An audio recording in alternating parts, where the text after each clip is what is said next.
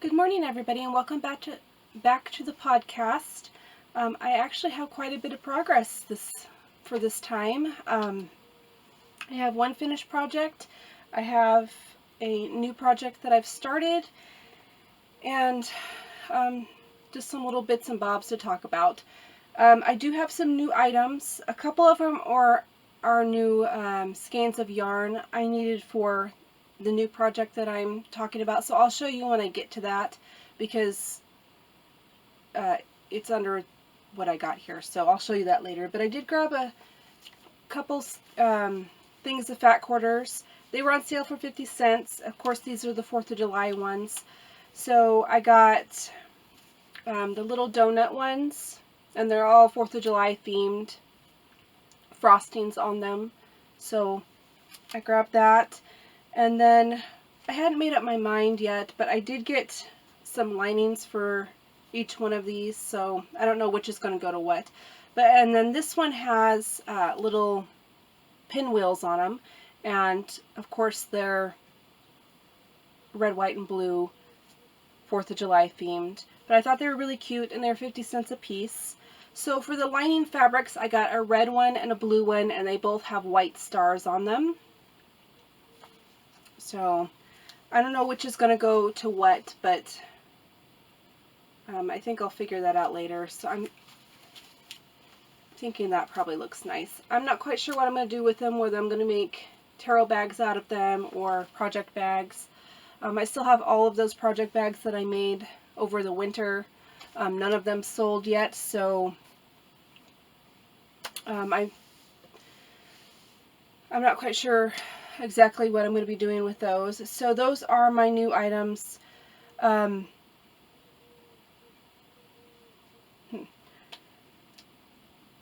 So I'm just going to jump right into my finished project. And I finished my rug. So this will be a written pattern available as soon as I get it wrote up, because I really like how it turned out.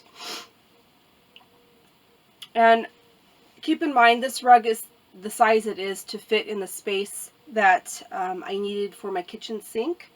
So it looks like that, and I was using two strands held together.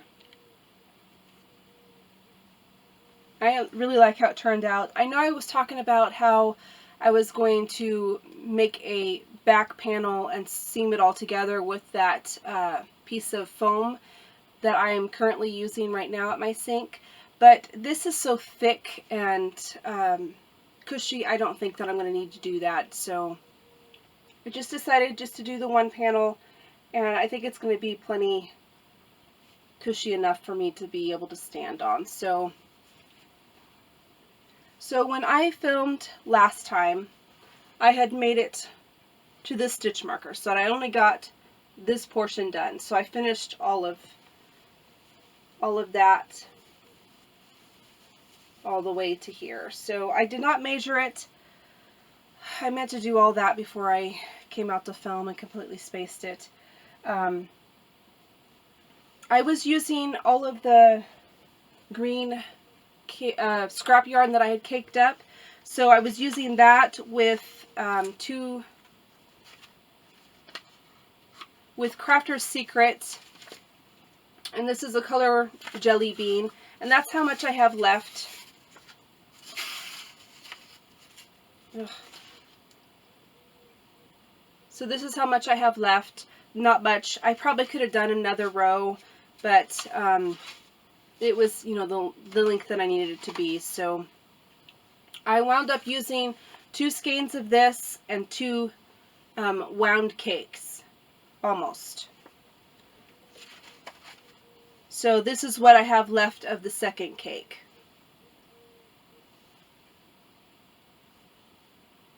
Ugh, I can't seem to do anything today. It's driving me nuts. So not a whole lot left of the second cake. So if you were to take 4 skeins of whatever choice of yarn that you wanted, you could definitely work up the same size rug. I'll have to recake that.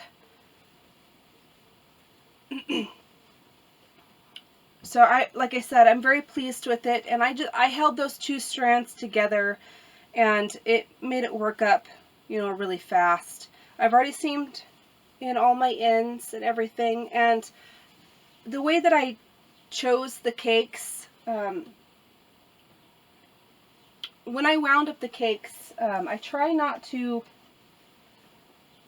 have any of the same tones next to each other. This is the last of that, so it's kind of the same color, but when I was winding the cakes for these, I wanted to have a light color and then a dark color and then a light color and then dark color, and nothing that's the same shade. So that's kind of how I did when I did all of these cakes. That's how I did it. So it does have a nice gradient effect.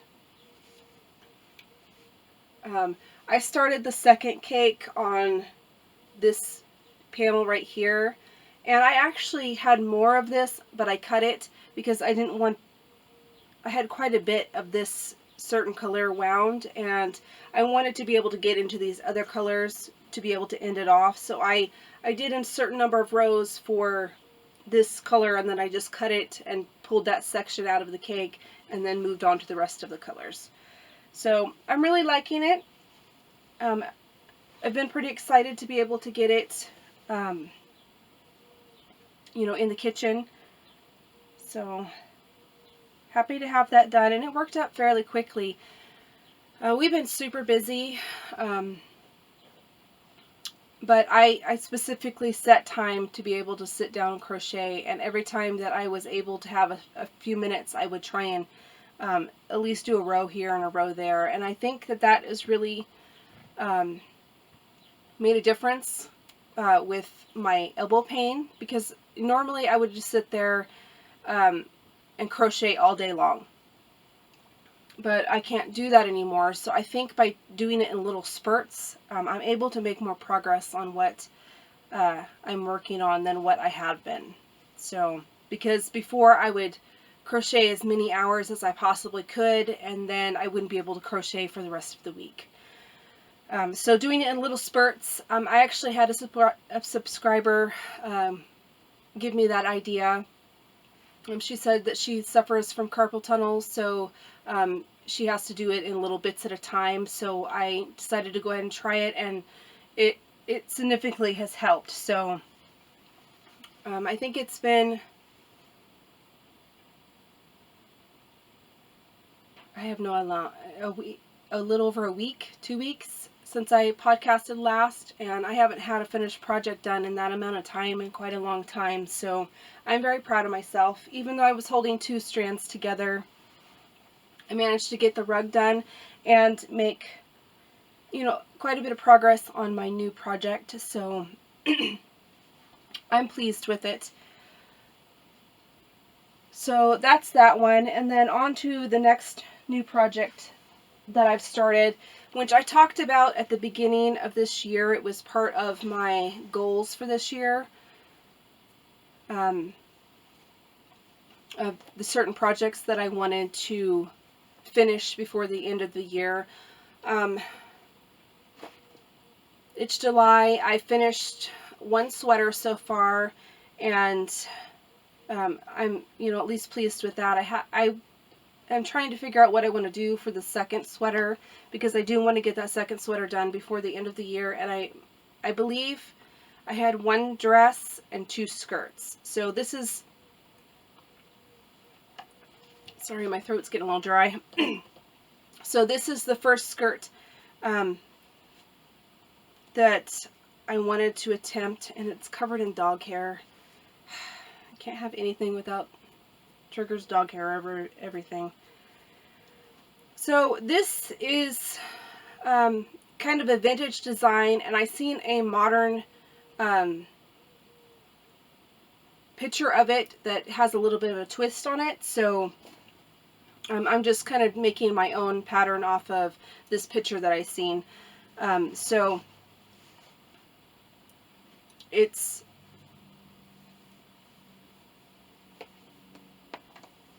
going to be a granny striped skirt with little peaks on it. So I just, you know, done this to my measurement, and then I kind of just winged it. I added the peaks where I thought that they needed to be in order for it to kind of match the picture.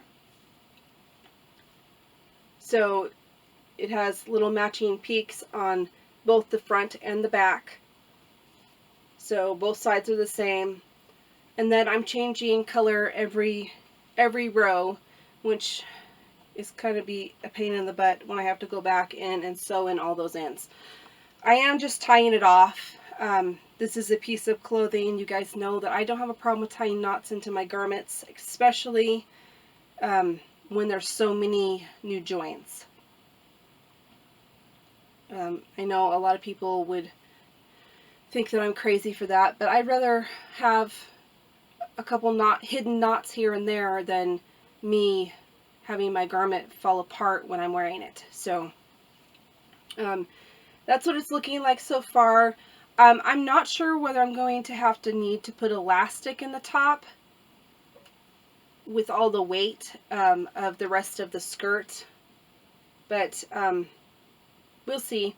But the colors I chose everything that I had but 3 skeins. So let's see if I can hold that better. I had a skein of black, so I went ahead and used it. I had the pink, I had the purple, and I needed the yellow and the green. And then I need another skein of black. So I think that that's going to be good enough. I think I got enough yardage here to be able to finish the whole skirt. Now that I have another skein. Ugh. My bag is like gone to completely limp holding all this yarn together. So I have 2 more colors after the green. So what was my hook? So I have red and then blue after that, and they're all mainstays. All mainstays yarn. So here's the red, and then here's the blue. Which, you know, like I've said, I like mainstays. I don't have a issue with it. I know some people do, but I don't. I think it's very soft, and it works up just like Red Heart. And for the cost, you know, you really can't beat it, considering at my Walmart, they've raised the price of Red Heart yet again, and now it's like $3.44. So compared to a year ago when it was less than $2. So, you know, I can't complain about the price. I find it very comparable to Red Heart. Some of them are more soft than others, but I think it's going to be perfectly fine. So I'm pretty proud of myself for making as much progress as I have, considering all of my problems. So that's chugging right along. It's a lot to hold on to. There's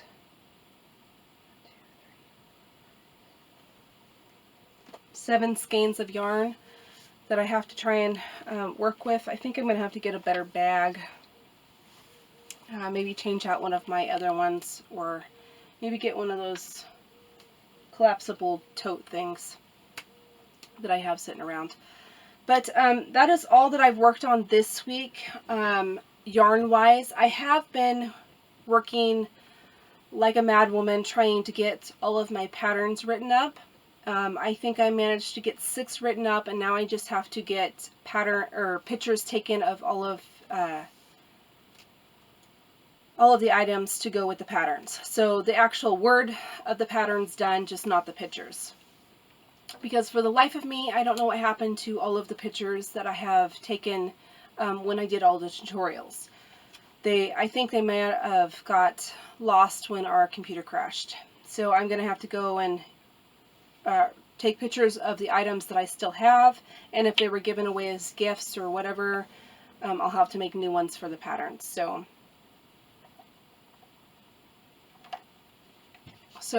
I've been slowly working on that. I have decided that once I'm done getting all of my patterns written and situated, they will be available on eBay. I no longer have a store.